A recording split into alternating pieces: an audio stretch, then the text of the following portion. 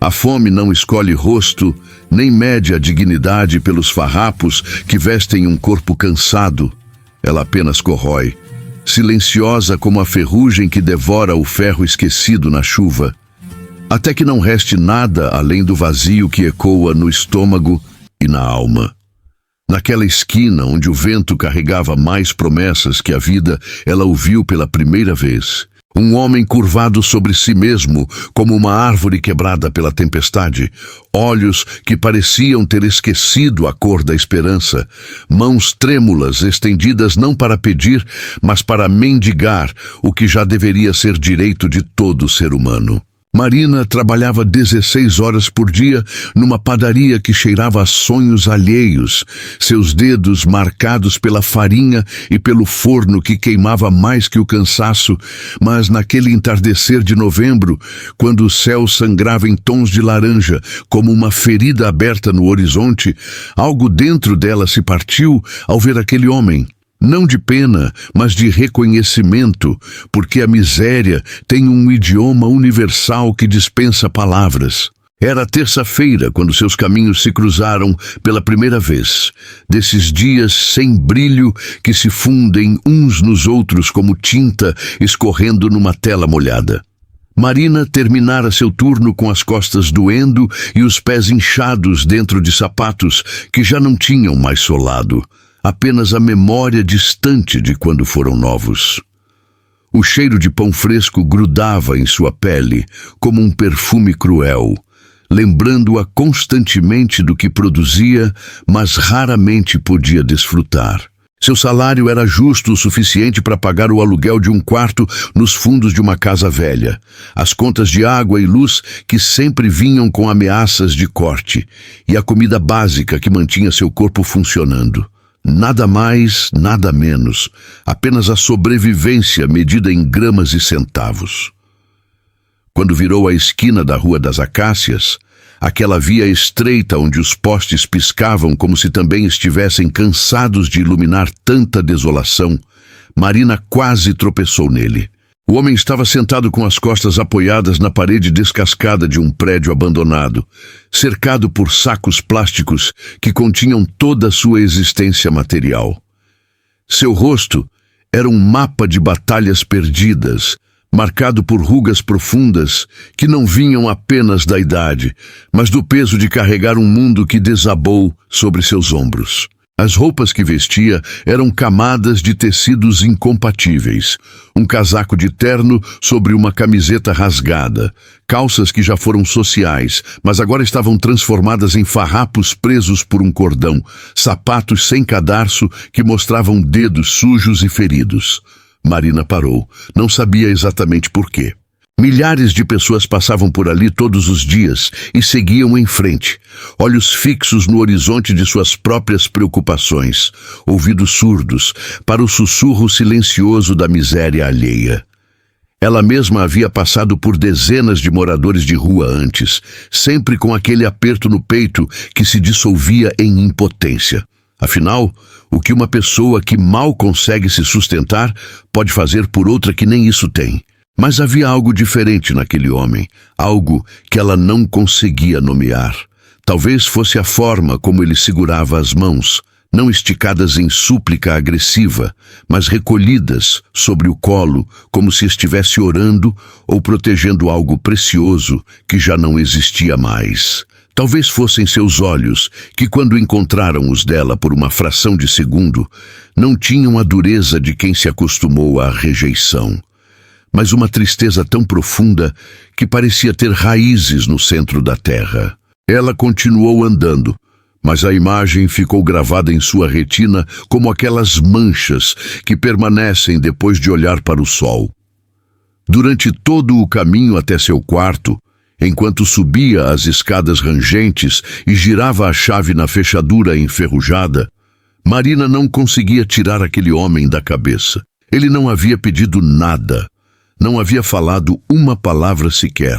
E talvez fosse exatamente isso que a perturbava.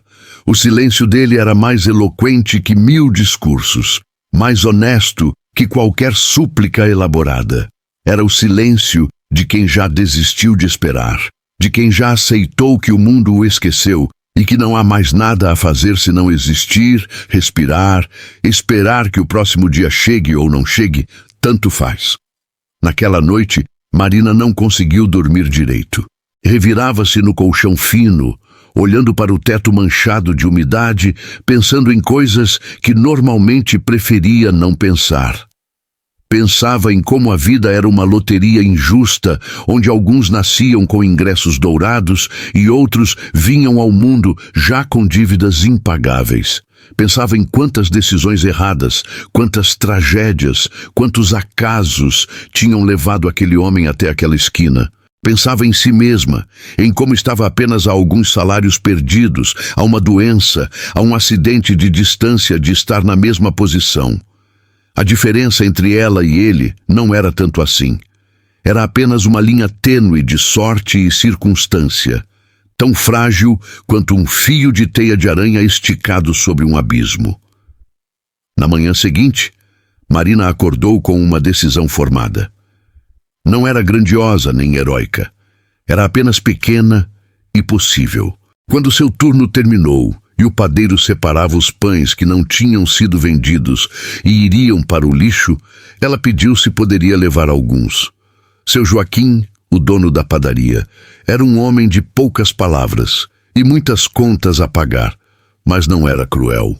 Deu de ombros e disse que ela podia levar o que quisesse, desde que não fizesse disso um hábito de revender por fora.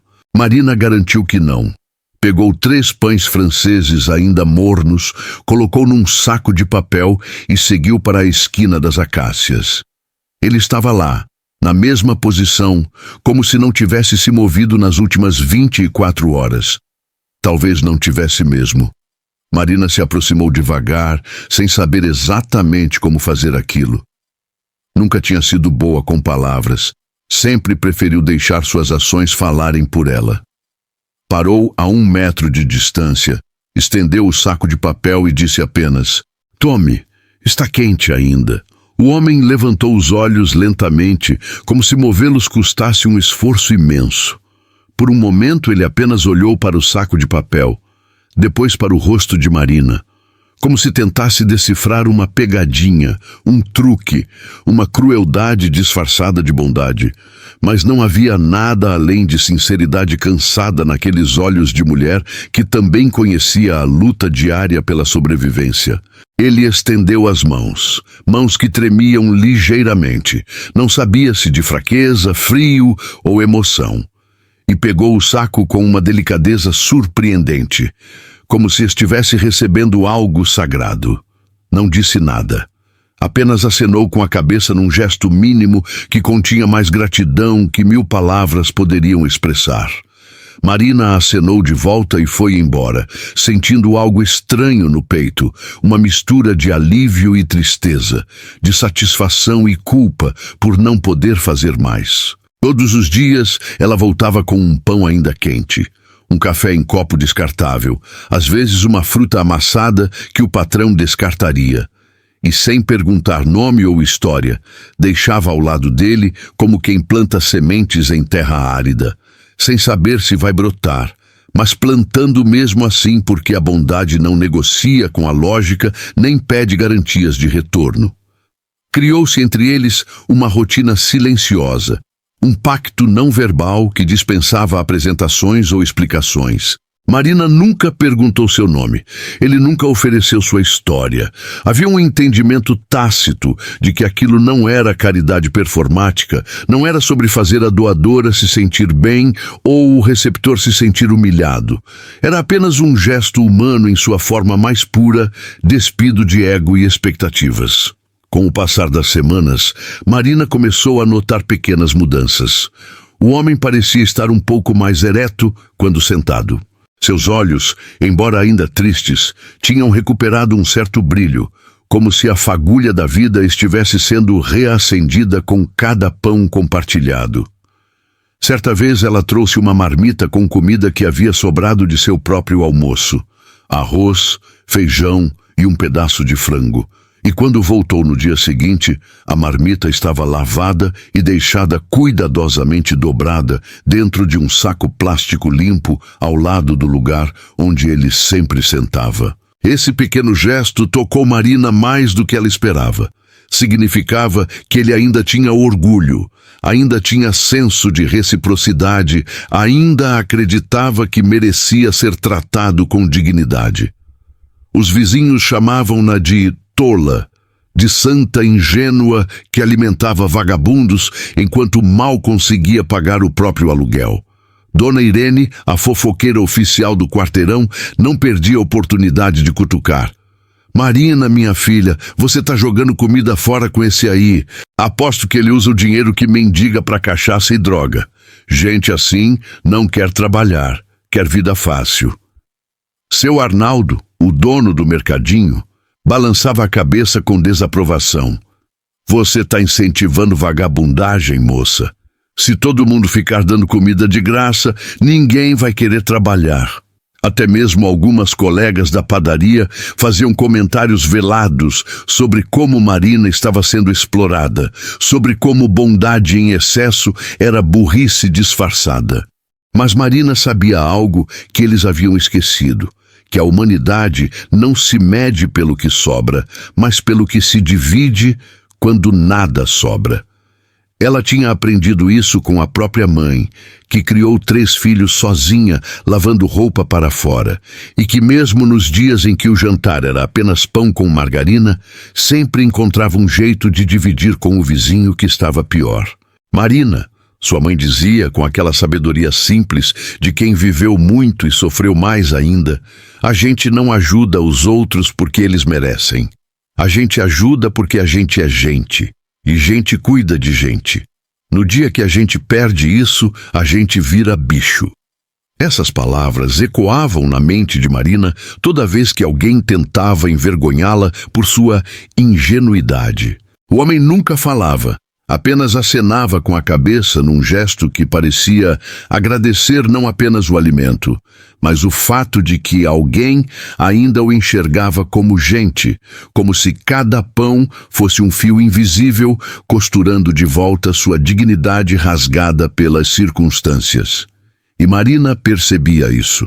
Percebia como seus ombros ficavam menos curvados quando ela se aproximava, como um sorriso minúsculo às vezes brincava nos cantos de sua boca quando ela trazia algo diferente. Um pedaço de bolo, uma fruta mais suculenta, uma vez até um chocolate pequeno que tinha sobrado de uma encomenda cancelada. Havia dias difíceis, claro. Dias em que Marina chegava em casa e fazia as contas na mesa da cozinha, vendo os números não fecharem, vendo o vermelho se espalhar como uma mancha de sangue sobre seu orçamento já apertado. Dias em que ela pensava, e se eu guardasse esses pães para mim? E se eu vendesse para um vizinho e ganhasse uns trocados extras? Mas nesses momentos bastava fechar os olhos e ver novamente aquele homem na esquina, e a resposta vinha clara como água cristalina. Não, isso não é negociável. Isso não tem preço. Isso é o que nos torna humanos num mundo que insiste em nos transformar em máquinas de sobrevivência. A cidade onde viviam era daquelas que cresceram rápido demais e sem planejamento, onde arranha-céus modernos dividiam espaço com casebres de madeira, onde carros importados buzinavam impacientes para pedestres que mal tinham onde pisar. Era uma cidade de contrastes violentos, onde a riqueza e a miséria dançavam uma valsa macabra, sempre próximas, mas nunca se tocando, como se houvesse uma parede invisível separando os dois mundos. A esquina das acácias ficava exatamente nessa fronteira nebulosa, perto o suficiente do centro comercial para que pessoas bem vestidas passassem apressadas, longe o suficiente dos bairros nobres para que ninguém se incomodasse realmente com a presença de um morador de rua. Marina observava essa indiferença coletiva com uma mistura de tristeza e raiva contida. Quantas vezes ela viu pessoas desviarem o caminho para não passar perto dele? Quantas vezes presenciou olhares de nojo, comentários sussurrados, risos cruéis? Uma vez, um grupo de adolescentes jogou moedas nele como se fosse um jogo, rindo enquanto ele se curvava para pegá-las. E Marina teve que segurar toda a sua fúria para não gritar com aqueles garotos que claramente nunca tinham aprendido que por trás de cada pessoa nas ruas há uma história, uma família, sonhos que foram esmagados pelo peso da realidade. Certa vez, numa noite chuvosa de inverno, quando o frio mordia a pele como agulhas de gelo, Marina passou pela esquina e viu que ele estava tremendo descontroladamente, encolhido debaixo de papelões encharcados que não ofereciam proteção alguma. Ela não pensou duas vezes. Voltou correndo para seu quarto, pegou o cobertor velho que usava nos dias mais frios, seu único cobertor decente, e levou para ele. Quando estendeu o cobertor sobre seus ombros trêmulos, ele a olhou com olhos tão cheios de lágrimas que não disse que Marina sentiu seu próprio coração se partir em 1000 pedaços. "Obrigado", ele sussurrou, e foi a primeira palavra que ela ouviu dele em todos aqueles meses. A voz era rouca, quebrada pelo desuso, mas carregava um universo de emoção. Marina acordou naquela noite várias vezes, tremendo de frio, mas cada vez que puxava o lençol fino sobre seu corpo, pensava nele lá fora com seu cobertor, e isso a aquecia mais do que qualquer tecido poderia. Porque há um tipo de calor que não vem de fora, mas de dentro. O calor de saber que você fez a diferença, mesmo que pequena, mesmo que invisível para o resto do mundo. Os meses passaram como páginas de um livro silencioso. Outono virou inverno, inverno derreteu em primavera. A rotina continuava, Marina trabalhando suas 16 horas, levando comida, trocando aqueles gestos silenciosos que diziam mais que conversas inteiras. Ela começou a conhecê-lo sem palavras. Sabia quando ele estava tendo um dia ruim pela forma como seus ombros caíam ainda mais. Sabia quando algo bom tinha acontecido pelo lampejo fugaz nos olhos dele. Uma vez, ele tinha um livro velho e surrado nas mãos, lendo com uma concentração profunda. E Marina percebeu que aquele homem tinha uma história muito mais complexa do que as pessoas presumiam ao passar apressadas. Não eram apenas as pessoas que ignoravam sua presença, era como se a cidade inteira tivesse decidido coletivamente que ele não existia. Os lixeiros passavam e recolhiam o lixo ao redor dele, como se fosse apenas mais um objeto na calçada. A polícia ocasionalmente o mandava sair dali, mas ele sempre voltava, como uma maré que retorna inevitavelmente à praia. Os comerciantes locais reclamavam que ele espantava clientes, como se a pobreza fosse contagiosa, como se olhar para a miséria fosse mais ofensivo do que permitir que ela existisse. Marina lutava contra essa invisibilização do único jeito que sabia. Vendo-o, reconhecendo-o, lembrando todos os dias que ele era uma pessoa. E talvez fosse isso que mais importava no final das contas. Não a comida em si, mas o ato de ser visto, de ser reconhecido, de ser lembrado que ainda pertencia à espécie humana, mesmo quando tudo conspirava para fazê-lo esquecer disso. Havia momentos em que Marina se pegava pensando sobre ele enquanto amassava a massa na padaria, enquanto esperava o pão crescer no forno, enquanto caminhava pelas ruas antes do amanhecer. Quem ele tinha sido antes? Que tragédia o havia arrastado para aquela esquina? Tinha família? Tinha filhos que não sabiam onde ele estava? Ou era órfão do mundo como tantos outros que caíram pelas frestas da sociedade? Ela nunca perguntava porque sabia que algumas histórias são pesadas demais para serem compartilhadas e que o passado, às vezes, é uma ferida que dói menos quando não é cutucada. O que Marina não sabia, não poderia saber, era que cada pão que ela entregava estava fazendo mais do que alimentar um corpo faminto.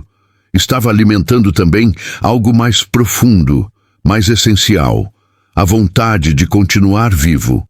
Porque o homem naquela esquina tinha chegado ali não apenas por ter perdido dinheiro ou teto, mas por ter perdido algo muito mais fundamental. a vontade de existir. E lentamente, pão por pão, café por café, gesto silencioso por gesto silencioso, Marina estava devolvendo a ele essa vontade sem nem saber. Ele começou a cuidar mais de si mesmo. Arrumava os papelões com mais atenção. Lavava o rosto na torneira pública toda manhã, até tentou pentear os cabelos com os dedos. Eram pequenas coisas, imperceptíveis para quem passava correndo, mas que significavam uma revolução silenciosa acontecendo dentro dele. Porque quando alguém te trata com dignidade, você começa a acreditar que merece dignidade. Quando alguém te enxerga como humano, você começa a se lembrar que é humano. E assim, os dias se acumulavam como grãos de areia, formando uma duna. Cada um imperceptível sozinho, mas juntos construindo algo sólido e real. Marina continuava sua vida de trabalho e cansaço. Seus pés inchados e mãos calejadas, seu quarto pequeno e contas apertadas. Mas havia uma luz diferente em seus olhos agora, uma sensação de propósito que não tinha nada a ver com padarias ou salários ou contas pagas. Era o propósito que vem de saber que sua existência importa para alguém, que você deixa uma marca positiva no mundo, mesmo que essa marca seja tão simples quanto um pão quente entregue a uma mão trêmula. Os vizinhos continuavam resmungando, é claro. Dona Irene ainda balançava a cabeça com desaprovação. Seu Arnaldo ainda fazia seus comentários sobre incentivo à vagabundagem. Mas Marina tinha aprendido algo valioso, que a opinião dos outros pesa apenas o tanto que você permite que pese, e que fazer o certo raramente é popular, mas sempre é necessário. Ela tinha escolhido seu lado nessa linha invisível que divide a humanidade, o lado daqueles que estendem a mão para ajudar, não o lado daqueles que cruzam os braços para julgar. E enquanto a cidade continuava seu ritmo frenético, enquanto pessoas perseguiam sucessos e acumulavam posses, enquanto o mundo girava em sua órbita indiferente, naquela esquina das acácias acontecia algo revolucionário na sua simplicidade. Dois seres humanos, ambos pobres em recursos, mas ricos em humanidade, lembravam um ao outro que a bondade ainda existe, que a compaixão ainda pulsa mesmo nos cantos mais esquecidos da sociedade, que cada um de nós tem o poder de ser a diferença entre desespero e esperança na vida de alguém. Marina não sabia que essa história estava apenas começando. Não sabia que aquele homem silencioso tinha um passado que logo viria à tona como um segredo enterrado, sendo desenterrado pela chuva. Não sabia que sua pequena bondade estava prestes a crescer e se multiplicar de formas que ela jamais poderia imaginar. Ela apenas continuava fazendo o que seu coração mandava, um dia de cada vez, um pão de cada vez, provando que às vezes os maiores atos de heroísmo não vêm com capas ou superpoderes, mas com mãos calejadas de padeira, estendendo um saco de papel para alguém que o mundo decidiu esquecer. Porque no fim, a verdadeira medida de uma sociedade não está em seus arranha-céus ou suas fortunas acumuladas, mas em como trata aqueles que caíram, aqueles que estão nas margens, aqueles que foram esquecidos pela máquina brutal do progresso que avança sem olhar para trás. Por 3 meses, essa dança silenciosa continuou. Ela trazendo vida em migalhas, ele recebendo como quem recebe água no deserto. Até que uma manhã de segunda-feira, quando a cidade ainda bocejava seu cinza habitual, Marina chegou na esquina e o homem não estava mais lá. E o vazio daquele espaço era tão ensurdecedor que ela sentiu como se tivesse perdido algo importante, embora não soubesse exatamente o que. O saco de papel com os pães ainda quentes ficou pendurado em sua mão, de repente pesado como chumbo. Marina parou no meio da calçada, olhando fixamente para o espaço vazio onde ele costumava estar. Os papelões tinham sumido. Os sacos plásticos com seus pertences não estavam mais empilhados contra a parede descascada. Até mesmo aquela marca de umidade no concreto, onde ele se sentava todos os dias, parecia diferente, como se a própria cidade tivesse apagado seu rastro com pressa, ansiosa para esquecer que ele algum dia existiu ali. Marina sentiu um aperto no peito que não conseguia explicar. Não era amor romântico, não era pena condescendente, era algo mais profundo e mais puro. Era a conexão que se forma entre dois seres humanos quando um reconhece a humanidade do outro sem máscaras ou pretensões. Durante 3 meses, aquele homem silencioso tinha se tornado parte de sua rotina, tanto quanto acordar de manhã ou escovar os dentes. Ela não sabia seu nome, não conhecia sua história, mas de alguma forma estranha ele havia se tornado importante para ela. Talvez porque, em meio à sua própria luta diária pela sobrevivência, ajudá-lo tinha dado um sentido maior à sua existência. Talvez porque num mundo que constantemente a fazia sentir-se pequena e insignificante, poder fazer diferença na vida de alguém, mesmo que de forma modesta, a fazia sentir-se humana novamente. Ela ficou ali parada por longos minutos, ignorando as pessoas que passavam apressadas, esbarrando em seus ombros sem pedir desculpas. Seu coração disparava com 1000 possibilidades, nenhuma delas boa. Será que ele tinha sido levado pela polícia? Hospitais da cidade às vezes recolhiam moradores de rua quando ficavam doentes demais para se mover. Ou pior, teria acontecido algo definitivo, irreversível. As ruas eram perigosas para quem não tinha teto, especialmente à noite, quando a cidade tirava sua máscara civilizada e mostrava seus dentes. Marina conhecia as estatísticas porque uma vez tinha lido num jornal velho que alguém deixou na padaria. Moradores de rua tinham expectativa de vida 20 anos menor que a média. Morriam de frio, de doenças não tratadas, de violência silenciosa que ninguém investigava porque não havia ninguém para exigir justiça. Com as pernas trêmulas, Marina caminhou até o pequeno mercado na esquina, onde seu Arnaldo organizava frutas na vitrine. Seu Arnaldo? Ela chamou, a voz saindo mais fraca do que pretendia. O senhor viu o homem que ficava ali na esquina? Ele está bem? Seu Arnaldo levantou os olhos, franzindo a testa com aquela expressão de quem está sendo incomodado durante o trabalho. Aquele vagabundo sumiu, graças a Deus. Estava espantando o cliente. Deve ter ido aprontar em outro canto.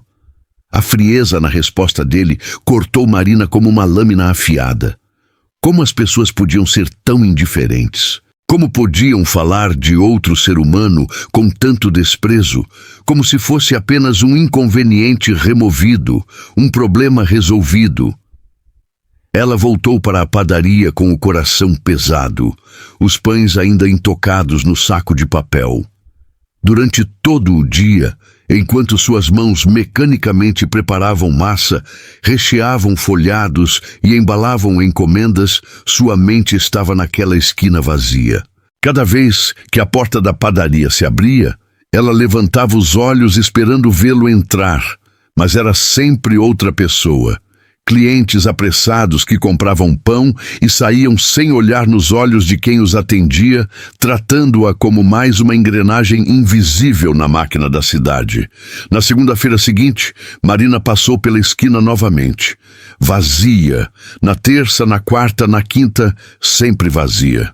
O espaço que ele ocupava tinha sido rapidamente preenchido pelo fluxo normal da vida urbana, como se ele nunca tivesse existido. Uma semana passou como areia escorregando entre os dedos, e Marina começou a aceitar relutantemente que talvez nunca soubesse o que aconteceu com ele. Talvez essa fosse a natureza das conexões humanas nas grandes cidades, efêmeras, frágeis, destinadas a serem cortadas sem aviso ou despedida. Ela tentou voltar à sua rotina normal, mas havia uma melancolia persistente que a seguia como uma sombra. Os pães que antes levava para ele, agora ela distribuía para outros moradores de rua que encontrava pelo caminho. Mas não era a mesma coisa. Não havia aquele reconhecimento silencioso, aquela troca muda de respeito mútuo. Eram apenas transações rápidas, agradecimentos apressados e cada um seguindo seu caminho. Marina percebeu então o quanto aquela relação tinha sido especial, exatamente por ser constante, por ter construído ao longo dos meses uma confiança delicada que dispensava palavras. E então, numa tarde cinzenta de quinta-feira, quando Marina estava na padaria sovando massa com os braços cansados e a mente distante, a porta se abriu. Ela não levantou os olhos imediatamente. Estava acostumada com o vai e vem constante de clientes. Mas havia algo diferente no silêncio que se instalou. Ela podia sentir alguém parado ali, olhando, esperando. Quando finalmente ergueu o rosto, sua respiração travou na garganta. Era ele. Mas ao mesmo tempo não era. O homem que estava parado na entrada da padaria estava limpo, com cabelos cortados e barba feita, revelando um rosto que ela nunca tinha visto completamente. Vestia um terno cinza escuro de corte impecável, sapatos de couro brilhantes, uma camisa branca que provavelmente custava mais que seu salário semanal. Mas eram os olhos, aqueles mesmos olhos tristes que ela reconheceria em qualquer lugar. Agora brilhando não de lágrimas de desespero, mas de algo que ela levou um momento para identificar. Gratidão.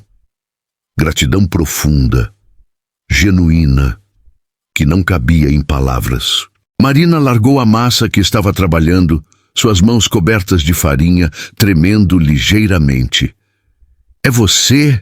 ela sussurrou, embora já soubesse a resposta. Ele deu um passo à frente, um sorriso pequeno e triste brincando nos cantos de sua boca. "Sou eu, Marina." Ela piscou surpresa. Ele sabia seu nome. Claro que sabia. Estava escrito no crachá que ela usava, mas de alguma forma ouvi-lo pronunciar com aquela voz rouca e carregada de emoção fez tudo parecer mais real, mais próximo. Eu pensei que...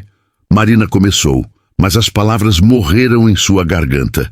Ele balançou a cabeça, compreendendo.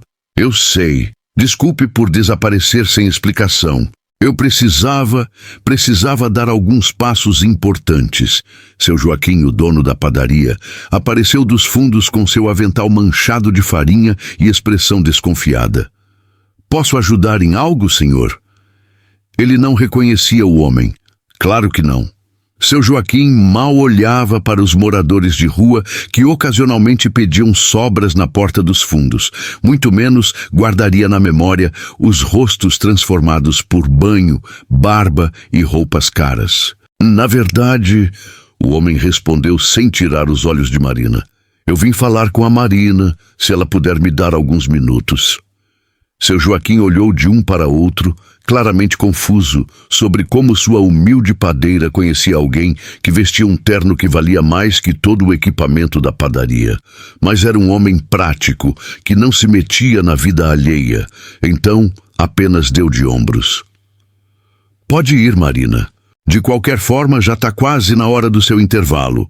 Eles saíram para a calçada, o barulho da cidade os envolvendo, carros buzinando, pessoas conversando alto, o cheiro de fritura vindo da lanchonete ao lado. Marina cruzou os braços, não de forma defensiva, mas porque não sabia o que fazer com as mãos de repente. "Você está bem? Eu fiquei preocupada quando você sumiu." Ele olhou para ela com uma intensidade que a fez recuar meio passo.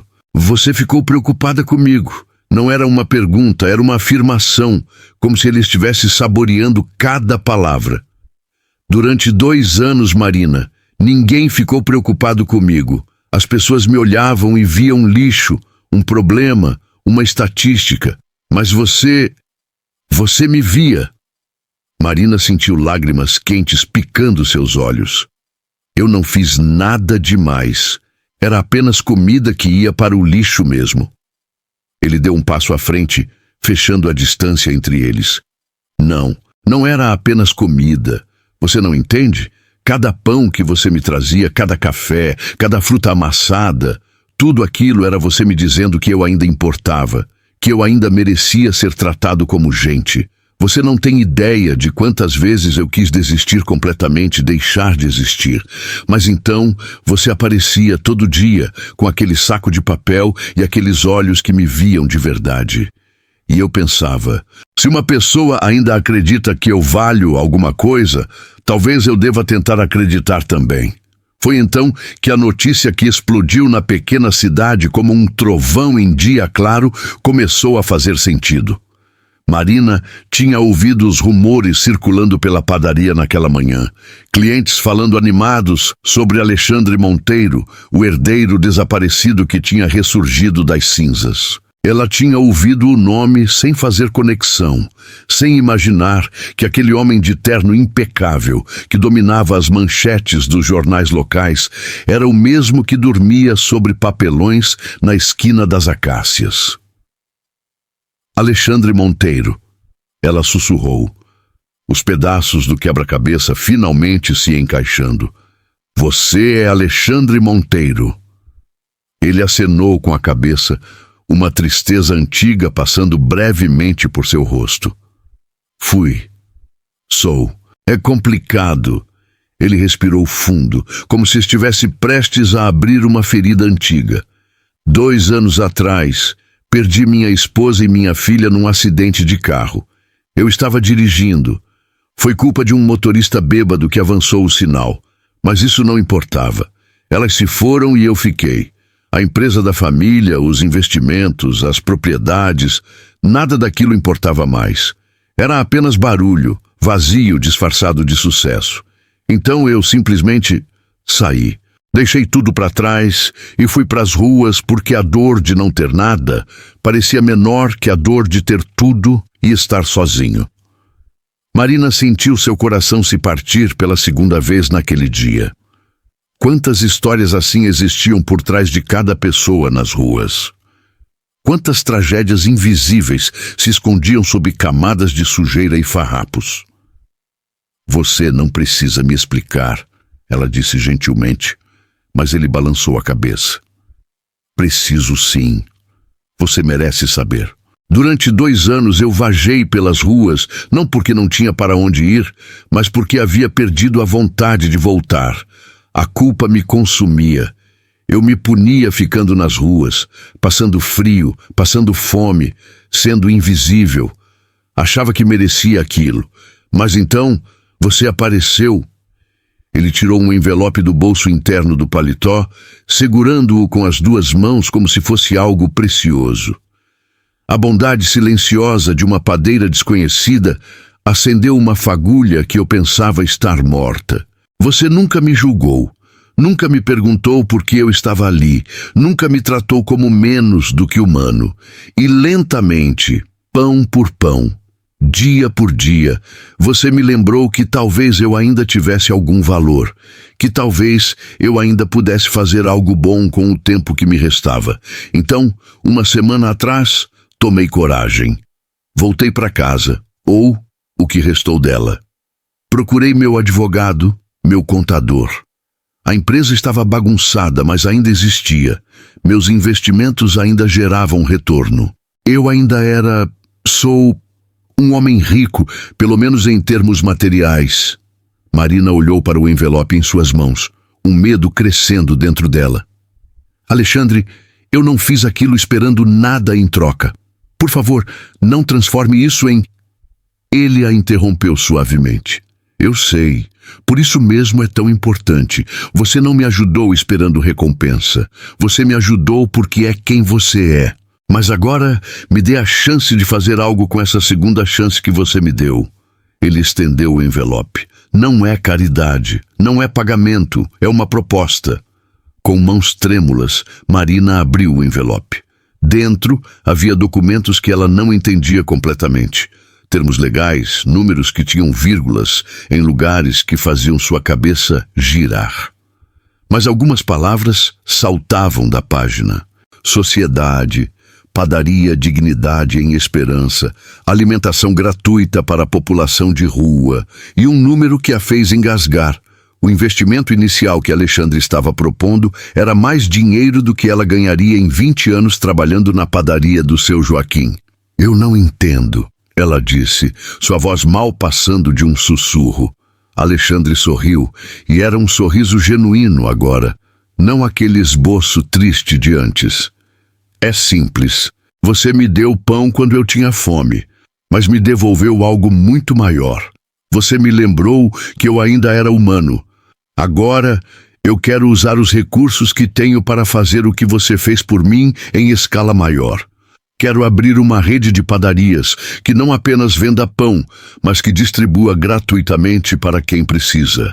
Quero criar um lugar onde pessoas como eu, que perderam tudo, possam trabalhar e se reconstruir.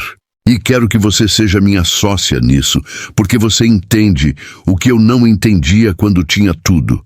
Que riqueza de verdade não se conta em números de conta bancária, mas em quantas vidas você consegue tocar positivamente. Marina olhou para os papéis novamente, depois para Alexandre, depois para a padaria, atrás dela onde seu Joaquim provavelmente estava se perguntando onde ela tinha se metido. A realidade do que estava sendo oferecido começava a penetrar através do choque inicial. Mas eu não sei administrar negócios. Eu só sei fazer pão. Alexandre balançou a cabeça. Você sabe muito mais que isso.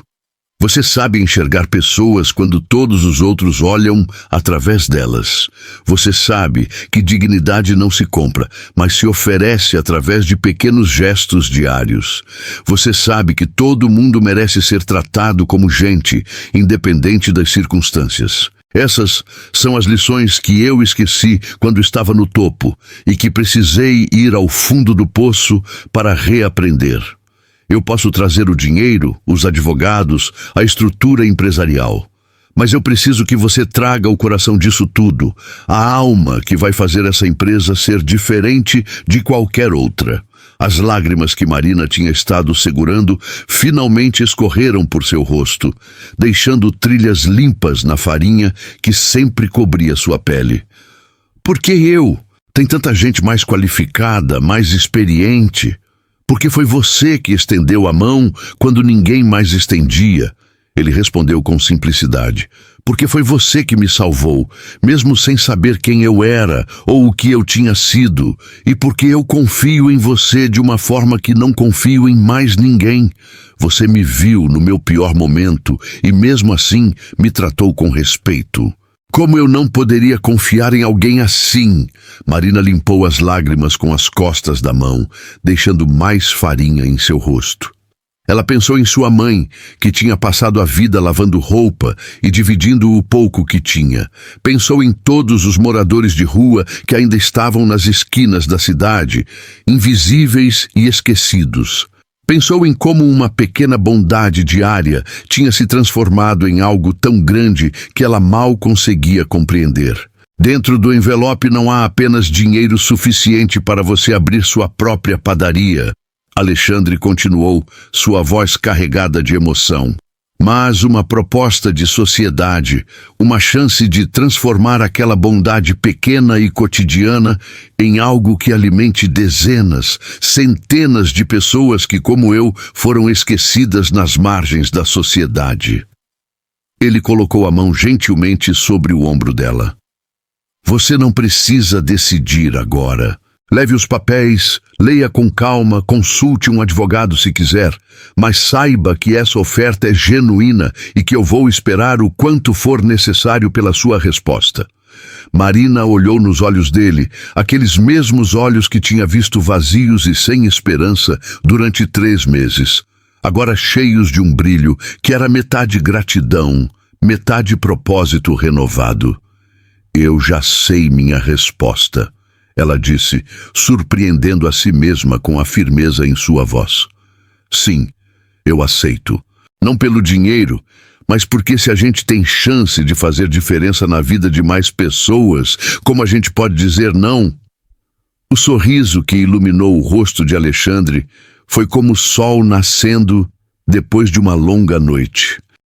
Ele estendeu a mão formalmente e quando Marina a apertou, Ela sentiu que não estava apenas fechando um acordo de negócios, mas selando um pacto muito maior. Um compromisso de levar adiante a corrente de bondade que tinha começado com um simples pão numa esquina esquecida e que agora iria se multiplicar em ondas que eles mal podiam prever. Porque no fim, a verdadeira transformação nunca vem de grandes gestos planejados ou investimentos calculados. Ela vem de pequenas bondades repetidas até que se tornem grandes, de pessoas comuns decidindo fazer o extraordinário um dia de cada vez, um pão de cada vez, uma vida resgatada de cada vez. A cidade inteira falou por meses sobre a reviravolta, sobre como a sorte tinha beijado a testa da padeira humilde, mas Marina sabia que não era sorte, era justiça poética. Era o universo devolvendo em dobro o que ela havia dado, sem esperar nada em troca. Era a prova viva de que a bondade não é um investimento tolo, mas a moeda mais valiosa num mundo que insiste em medir riqueza apenas pelo que se acumula e não pelo que se compartilha. As manchetes dos jornais locais exploraram cada ângulo da história com aquele entusiasmo sensacionalista que a imprensa reserva para contos de fadas modernos. Padeira vira empresária da noite para o dia, mendigo milionário transforma a vida de mulher que o alimentou. Do papelão ao palácio, a história de redenção que comove a cidade. Repórteres acamparam na porta da antiga padaria do seu Joaquim, microfones estendidos como armas, câmeras piscando como olhos famintos por detalhes que pudessem ser transformados em audiência. Todos queriam um pedaço da história, todos queriam ser os primeiros a contar aquele milagre urbano que provava que contos de fadas ainda aconteciam, mesmo em tempos cínicos. Marina odiava a atenção. Cada entrevista era uma tortura silenciosa, onde ela precisava repetir os mesmos detalhes, responder às mesmas perguntas, formuladas de formas ligeiramente diferentes, sorrir para câmeras que transformavam sua vida privada em espetáculo público. Como você se sente sendo milionária agora? Perguntavam, e ela sempre corrigia. Eu não sou milionária, sou sócia de um projeto social. Mas a distinção se perdia na tradução entre sua intenção e o que as pessoas queriam ouvir. Eles queriam a história da Cinderela, da pobre coitada resgatada pelo príncipe encantado, mesmo que ele tivesse chegado vestido de mendigo. Queriam acreditar em sorte, em destino, em forças mágicas que transformavam vidas com um estalar de dedos. Dona Irene, a vizinha fofoqueira que antes criticava Marina por desperdiçar comida com vagabundos, agora se gabava para quem quisesse ouvir. Eu sempre soube que aquela menina ia longe. Sempre falei para todo mundo, ela tem um coração de ouro. Seu Arnaldo, do mercadinho, que reclamava que o morador de rua espantava clientes, agora vendia a história como se tivesse sido testemunha privilegiada de um milagre. Eu via ela todo dia levando comida para ele. Eu dizia para minha mulher, essa moça tem algo especial. As mesmas pessoas que a chamavam de tola, de ingênua, de santa boba que se deixava explorar, agora reformulavam suas memórias para se colocarem no lado certo da narrativa, como se sempre tivessem apoiado aquela bondade que antes ridicularizavam. Marina via tudo isso com uma mistura de tristeza e compreensão melancólica. As pessoas não eram necessariamente más. Eram apenas humanas, moldadas por uma sociedade que as ensinou a valorizar o sucesso mensurável e a desprezar o altruísmo como fraqueza. Quando ela era apenas uma padeira pobre alimentando um mendigo, era tola. Agora que havia uma empresa, dinheiro envolvido, reconhecimento público, ela era visionária. A ação era exatamente a mesma, mas o contexto tinha mudado, e com ele o julgamento das pessoas. Isso dizia mais sobre a sociedade do que sobre ela. Alexandre lidava com a atenção com mais facilidade. Ele tinha sido criado sob holofotes. acostumado desde criança com câmeras e entrevistas, e a performance pública que vinha com sobrenomes importantes. Mas mesmo ele ficava irritado com certas narrativas. Eles querem me pintar como o salvador benevolente que resgatou a donzela, ele disse uma vez para Marina, durante uma reunião de planejamento, passando a mão pelos cabelos com frustração. Como se você precisasse ser salva. Como se você não fosse a pessoa mais forte que eu conheço. Você me salvou, não o contrário. Por que é tão difícil para as pessoas entenderem isso? Marina sorriu, com aquela sabedoria tranquila que vinha não de livros ou diplomas, mas de anos vivendo na linha tênue entre sobreviver e afundar. Porque a história do homem rico salvando a mulher pobre se encaixa na narrativa que eles conhecem. A história de uma mulher pobre salvando um homem rico com nada além de bondade. Essa confunde as pessoas. Ela desafia a forma como eles entendem o mundo, como eles medem valor. Alexandre olhou para ela com aquela admiração que nunca diminuía. Não importava quantas vezes testemunhasse sua clareza moral. É por isso que você está no comando disso tudo, não eu. Eu posso assinar cheques, mas você entende o que realmente importa. A primeira unidade da Pão e Dignidade abriu 6 meses depois daquela tarde transformadora na padaria do seu Joaquim. Alexandre quis fazer um evento grandioso, com fitas vermelhas e autoridades locais e banda tocando, mas Marina foi irredutível. Não, isso não é sobre espetáculo, é sobre alimentar pessoas com dignidade. Então fizeram algo simples e profundo. Abriram as portas numa manhã de sábado, colocaram uma mesa grande na frente com pães frescos, café quente, frutas e bolos e um cartaz feito à mão que dizia apenas: "Entre. Você é bem-vindo aqui." As primeiras pessoas a entrar foram 2 moradores de rua que Marina reconheceu. Ela tinha começado a alimentá-los depois que o homem da esquina desapareceu. Eles entraram hesitantes, olhando ao redor como se esperassem uma pegadinha, como se a qualquer momento alguém fosse gritar que aquilo era brincadeira e expulsá-los. Marina os recebeu pessoalmente, serviu café em xícaras de verdade, não copos descartáveis, mas porcelana bonita que comunicava respeito, e sentou com eles enquanto comiam. Não havia filas separadas para clientes pagantes e beneficiários. Não havia diferenciação visível. Quem tinha dinheiro pagava um valor simbólico que ajudava a sustentar o projeto. Quem não tinha recebia gratuitamente, mas com a mesma qualidade, a mesma apresentação, o mesmo respeito. A dignidade não é negociável. Marina explicou para os voluntários que ajudavam a administrar o espaço. Não estamos fazendo favor. Estamos reconhecendo um direito básico. O direito de comer sem humilhação, de ser tratado como ser humano independente da conta bancária. Ela tinha aprendido isso observando o homem na esquina durante 3 meses, vendo como cada gesto de respeito o reconstruía um pouco, como cada momento em que era tratado como gente e não como problema o trazia de volta à vida. A segunda unidade abriu 4 meses depois, numa cidade vizinha, onde os índices de população de rua eram alarmantes. A terceira veio 6 meses após isso. E então a quarta, a quinta, a sexta, cada uma adaptada às necessidades locais, mas todas operando sob os mesmos princípios fundamentais que Marina tinha estabelecido. Dignidade primeiro, sempre. Hoje a rede Pão em Dignidade alimenta gratuitamente mais de 500 moradores de rua por dia em 6 cidades diferentes. E em cada unidade há uma foto na parede. Marina e Alexandre, lado a lado, sorrindo não como patroa e sócio, mas como 2 seres humanos que se salvaram mutuamente quando o mundo já os tinha descartado. Marina insistiu que aquela foto ficasse em todas as unidades não por vaidade, mas como lembrete.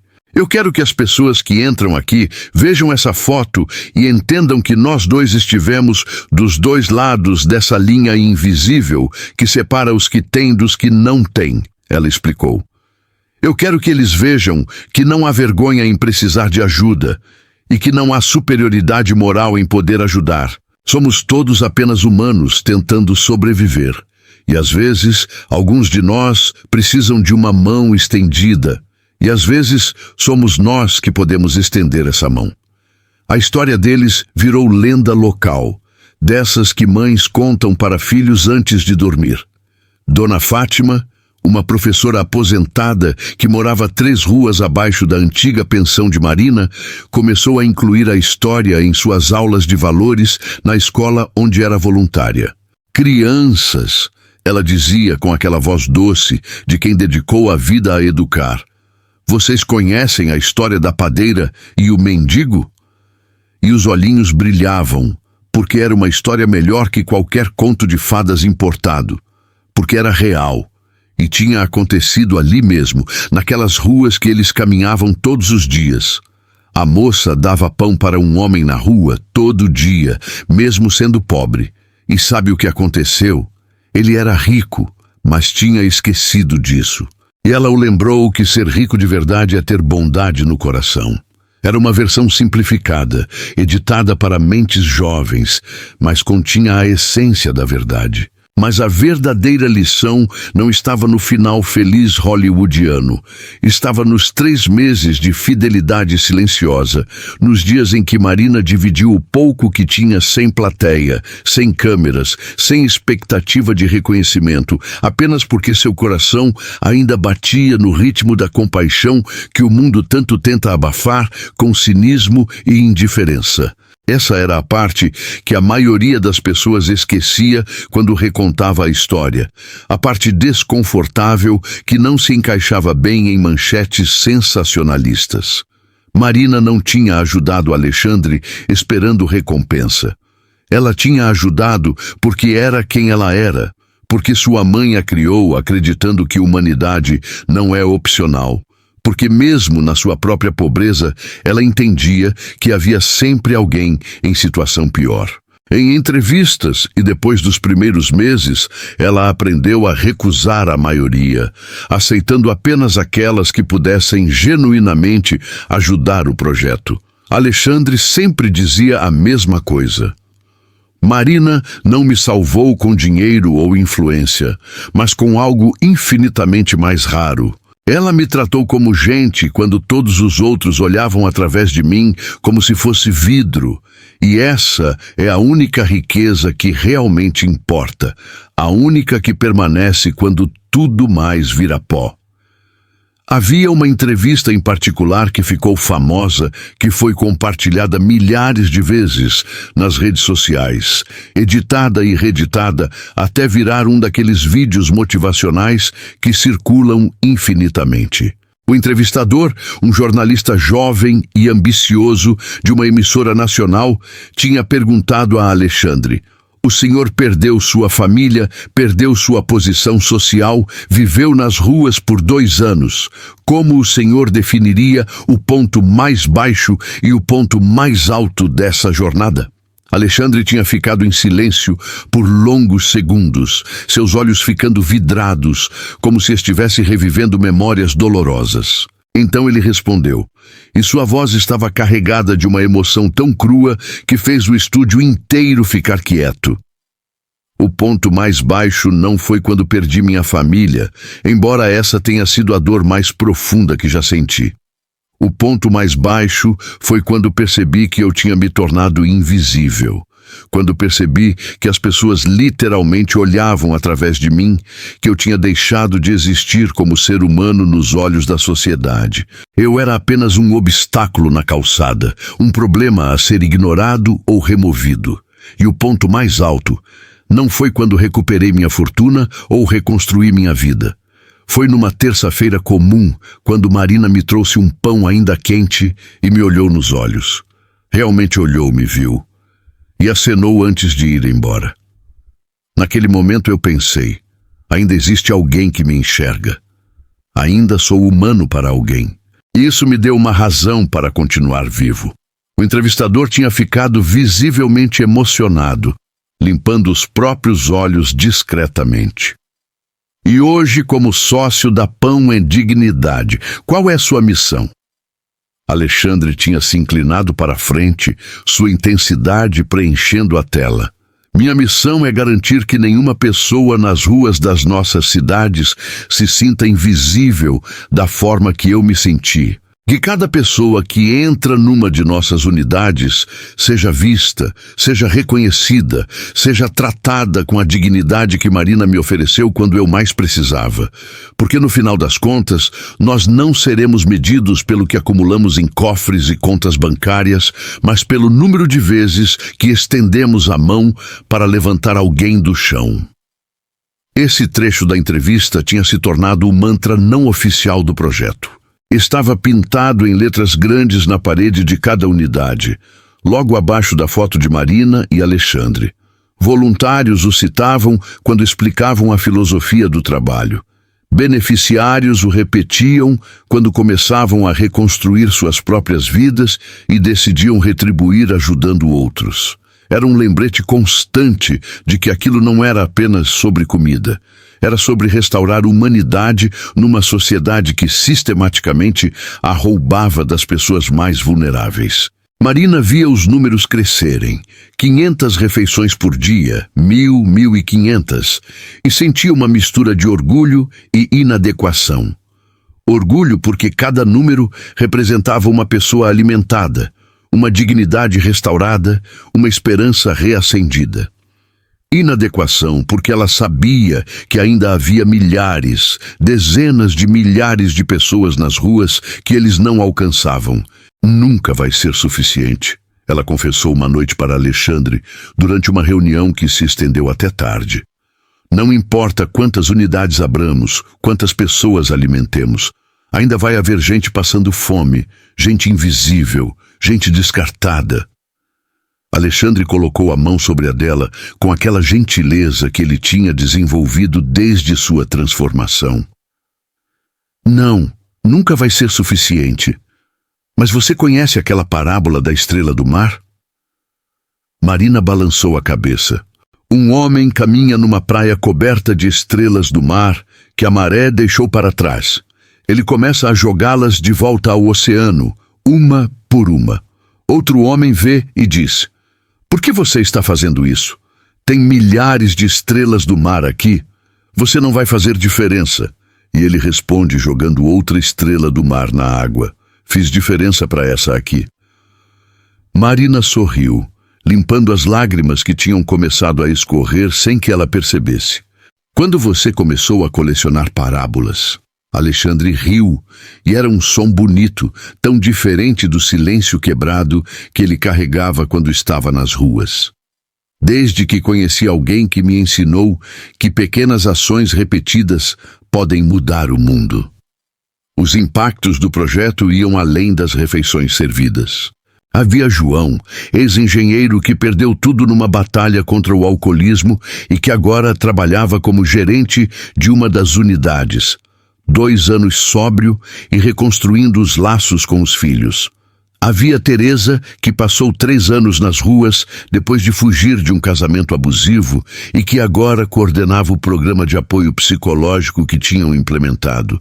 Havia Carlos, Rafael, Benedita, Ana Paula, cada um com uma história de queda e reconstrução, cada um provando que as pessoas nas ruas não eram estatísticas ou problemas, mas seres humanos complexos que precisavam apenas de uma oportunidade e um pouco de dignidade para se reerguer. A verdadeira riqueza de uma vida não está no que guardamos para nós, mas no que deixamos de bom no coração dos outros. Marina tinha essa frase bordada num quadro pequeno no seu escritório, um presente de uma beneficiária que tinha aprendido bordado num dos programas de capacitação que o projeto oferecia. Ela olhava para aquele quadro todas as manhãs antes de começar o dia, lembrando-se de por que estava ali, do que realmente importava.